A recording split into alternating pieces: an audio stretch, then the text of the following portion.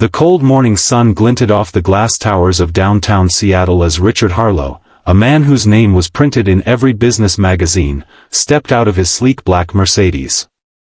He was tall, silver-haired, and sharp in a navy blue suit worth more than most people's cars. But behind those confident blue eyes lived a sorrow so deep, he hadn't smiled genuinely in 5 years. Because 5 years ago, he lost his only daughter. Lily Harlow, his sunshine. 16, kind, funny, and always the one to make him remember that life was more than money. Then one rainy night, her car disappeared off the coast road. The search went on for months. The wreck was found. The body never was. Richard never recovered.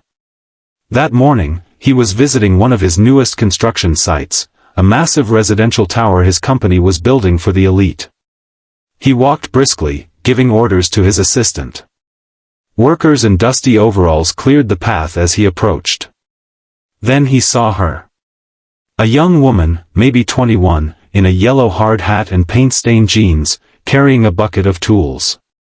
Her hair, tied in a loose ponytail, was the same chestnut brown that used to glimmer when Lily laughed.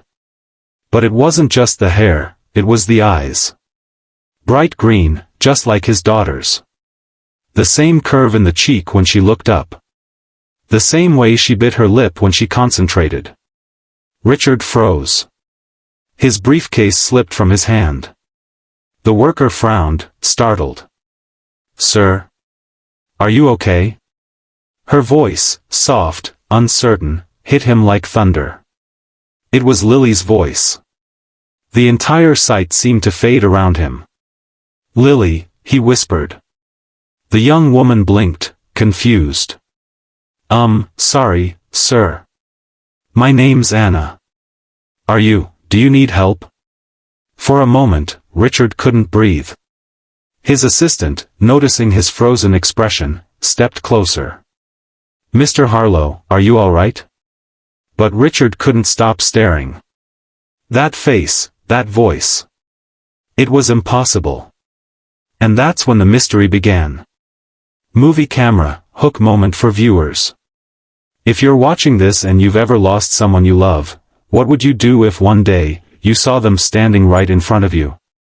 Would you believe your eyes? Or your heart? Before we find out what Richard did next, hit that like button and subscribe to the Kindness Chronicles, because what happens next will make you question everything about fate. Richard couldn't concentrate the rest of the day. He ordered background checks on all temporary hires. That evening, he sat alone in his penthouse office, staring at the screen as his investigator's report came in. Anna Cooper, age 21. Grew up in Portland. Foster homes. No record of parents. No social media. Clean record. It only deepened the mystery. The next morning, Richard visited the site again, under the pretense of an inspection, just to see her. Anna smiled politely when she saw him. "Good morning, sir." That smile. The exact same dimple. He had to know the truth. He invited her to his office that afternoon, pretending it was about a potential scholarship program his company offered. She looked nervous, sitting across from him in her worn-out jacket and scuffed sneakers. "So, Anna," Richard began carefully, "how long have you been in Seattle?" "6 months, she said. Been moving around a lot. Trying to save for college." "Do you have family here?" She hesitated. "Not really. I was told I was adopted, but the family that took me in split up. I've mostly been on my own since 16. Richard's pulse quickened. "Adopted?" He leaned forward. "Do you remember anything about your birth family?" Anna frowned, thinking hard. "Just bits. A stormy night. Someone calling my name, Lily. But the lady at the foster home said it was probably a dream." Richard's heart almost stopped. "Lily," he repeated softly. Anna looked up, startled. "Wait, why? Do you know someone named Lily?" Richard's eyes welled with tears. He had to tell her. But what if it wasn't true? What if it was just grief-twisting reality? He took a deep breath. My daughter was named Lily. She went missing 5 years ago. You look exactly like her. Anna's expression shifted from confusion to disbelief. Me? That's impossible.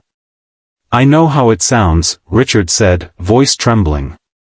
But please, can I show you something? He opened a drawer and pulled out a photo. A smiling teenage girl in a pink hoodie, standing on the pier, the wind in her hair. Anna gasped. The picture slipped from her fingers. That's me. Her knees went weak. I've seen this place before. In my dreams. From that moment, the two were caught in a whirlwind of questions, DNA tests, and sleepless nights. Richard's lawyer warned him not to get his hopes up. The police reopened the file. When the test results finally came in, Richard's hands shook as he opened the envelope. Positive match. 99.9%. It was her. His daughter, alive. But how? Anna sat across from him, her face pale. If I'm Lily, why don't I remember? Richard reached across the table, his hand trembling as he held hers. You were in a car crash. The current pulled you miles away. Maybe you hit your head. Tears spilled down her cheeks. You looked for me. Every day, he whispered. Every single day. The reunion made headlines across the nation. Millionaire finds long-lost daughter working at his own construction site. People called it a miracle. But the story was only half told. Because behind those smiles, something darker was hiding. A week later, Anna began having flashbacks. Not just of the ocean, but of being pulled into a van after the crash. A man's rough voice. The smell of smoke. A scar on her wrist she'd never noticed before. She told her father. Richard's face went cold. You mean someone took you? Anna nodded slowly. I think so. I was found wandering near Portland 2 weeks after the crash. They said I was a runaway. Richard hired private investigators. They traced the original crash site records, and found something chilling. The rescue report from that night had been altered. The officer in charge had since retired to Mexico, but his name appeared in connection with a trafficking ring that specialized in abducting injured young women, erasing their identities, and selling them into illegal adoptions. Richard was furious. He vowed to destroy everyone involved. But Anna stopped him. Dad, don't let anger steal what we just got back. Let's help others instead. Her words cut through his rage like sunlight through storm clouds. So together, they started the Lily Foundation, named after the girl she once was, to reunite lost children with their families and expose corrupt systems that preyed on the vulnerable. One evening, months later, Richard stood watching the sunset from their backyard. Anna came out, carrying 2 mugs of cocoa. Still feels unreal, doesn't it? She said. He smiled. Every day I wake up and see you, I thank God for second chances. She laughed softly. You know what's funny? When I was working at your site, I used to wonder what kind of man you were, the one whose name was on every building. I never thought he'd turn out to be my dad. Richard looked at her, eyes glistening. I almost lost myself after losing you. But finding you reminded me that no fortune means anything without love. The wind rustled the trees, carrying the faint sound of the ocean, the same sea that once separated them. Now, it connected them again.